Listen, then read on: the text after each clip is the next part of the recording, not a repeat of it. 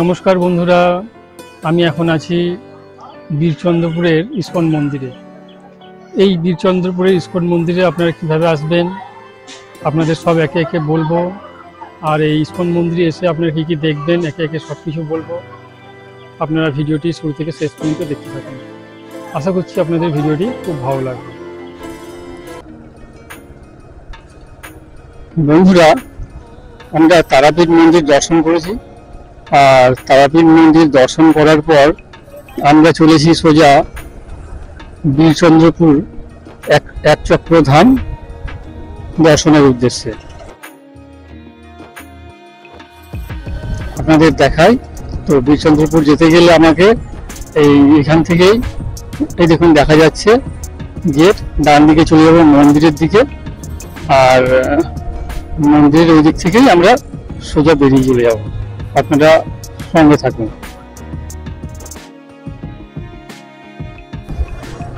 আমরা তারাপীঠ মন্দিরে এটা দিয়ে এসেছি, আর এটা দিয়ে আমরা সোজা চলে যাব বীরচন্দ্রপুর। দেখতে পাচ্ছেন মন্দির পেরোবো, দ্বারকা নদী পেরোবো,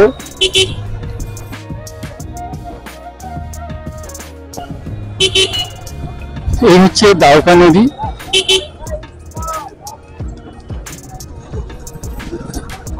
এই হচ্ছে দ্বারকা নদী, আর দ্বারকা নদীর তীরে অবস্থিত তারাপীঠ মন্দির। দেখুন মন্দিরের সামনে কত ভিড়, দেখুন কত ভিড়। তো আমরা তারাপীঠ মন্দিরে ভিডিও বানিয়েছি, তাই আর নতুন করে কিছু বানাবো না। আমরা সোজা চলে যাব বীরচন্দ্রপুর এক চক্র ধাম দর্শনের উদ্দেশ্যে। যাই, যেতে যেতে আপনাদের সঙ্গে কথা বলবো। আপনারা বীরচন্দ্রপুরে আসার পথে যে রাস্তাটি দেখতে পাবেন, রাস্তাটিতে কাজ চলছে, পুরো রাস্তাতেই কাজ চলছে। আপনারা আসার সময় সাবধানে একটু আসবেন, বাইক নিয়ে যারা আসবেন। যে কারণে একটু হয়তো সময় লেগে যাচ্ছে, কিন্তু পরবর্তী সময়ে রাস্তাটি খুব সুন্দর রাস্তা হিসেবে পরিণত হবে। তারাপীঠ মন্দির থেকে বীরচন্দ্রপুর মন্দিরের দূরত্ব হচ্ছে মাত্র 10 কিলোমিটার। একেবারে মন্দিরের কাছে গিয়ে আপনাদের সঙ্গে কথা বলছি, আপনারা সঙ্গে থাকুন। চক্রধাম মন্দির প্রবেশের আগে পড়বে বাঁকারায়ের মন্দির। রাস্তা দিয়ে কিছুটা আসার পর ডান দিকে একটি তোরণ দেখতে পাবেন। সেই তোরণের ভিতর দিয়ে কিছুটা এলেই আপনারা ডান দিকে এই মন্দিরটিকে দেখতে পাবেন। এই মন্দিরে জগন্নাথ, বলরাম এবং সুভদ্রার খুব সুন্দর একটি বিগ্রহ আছে। এছাড়াও এখানে লক্ষ্মীর মন্দির সহিত আরও অন্যান্য মন্দির এখানে আছে। আর একটু কিছুটা এগিয়ে এলেই এই বাঁকারায়ের মন্দির দেখতে পাবেন। মন্দিরের সামনে আছে একটি নাটমঞ্চ, আর নাটমঞ্চের দেওয়ালে আছে ভগবান বিষ্ণুর যে 10 অবতার আছে তার চিত্র। আর এখানে ভগবান শ্রীকৃষ্ণের যে বিরাট স্বরূপ তার চিত্র এখানে বর্ণনা করা হয়েছে। এই বাঁকারায়ের মন্দিরে ভগবান শ্রীকৃষ্ণ এবং রাধার খুব সুন্দর বিগ্রহ আছে।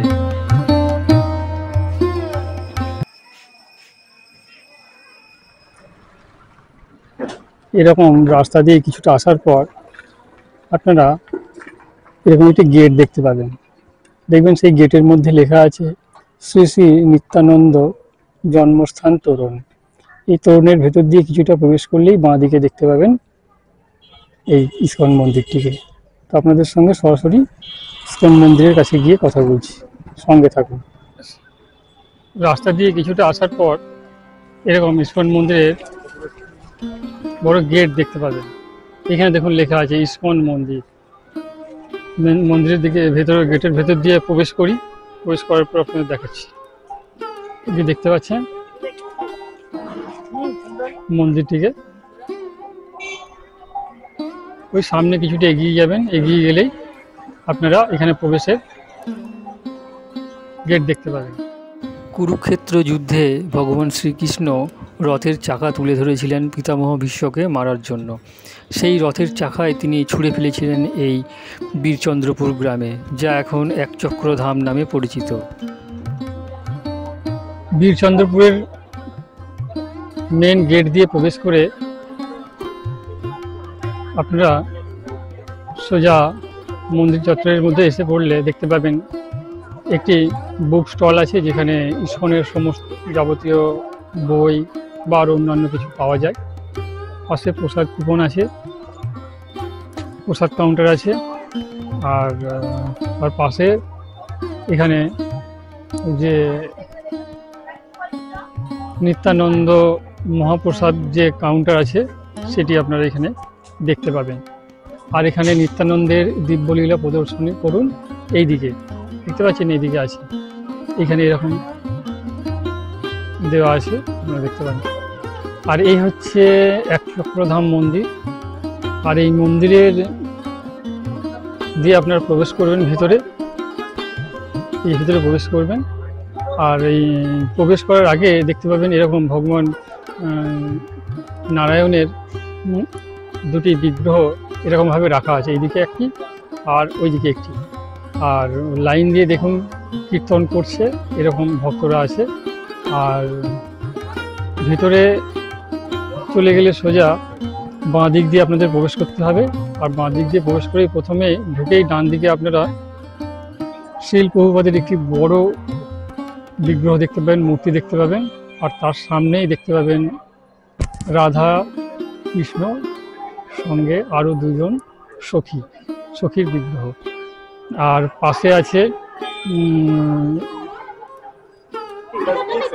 গৌরীতায়ের গৌরাঙ্গের একটি বিগ্রহ। এই হচ্ছে মন্দির চত্বর। আর বাইরে থেকে মন্দিরটিকে কত সুন্দর লাগে দেখতে, দেখুন খুব সুন্দর লাগে দেখুন, খুব বড়।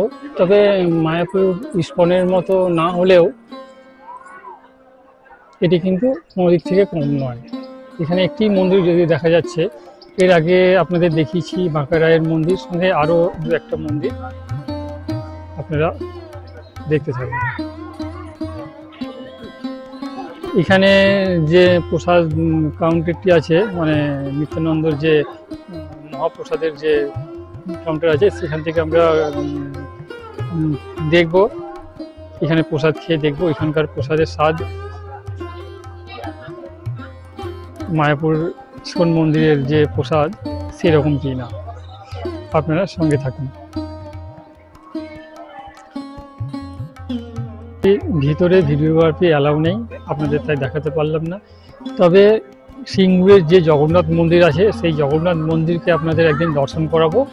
কারণ ওই সিঙ্গুর জগন্নাথ মন্দিরে আমি গিয়েছিলাম, সেখানে জগন্নাথ মন্দিরের ভিতরে ভিডিওগ্রাফি অ্যালাউ আছে, সেখানে আমি আপনাদের ভিডিও করে দেখাবো, তাহলে আপনারা বুঝতে পারবেন যে ভিতরে কি আছে।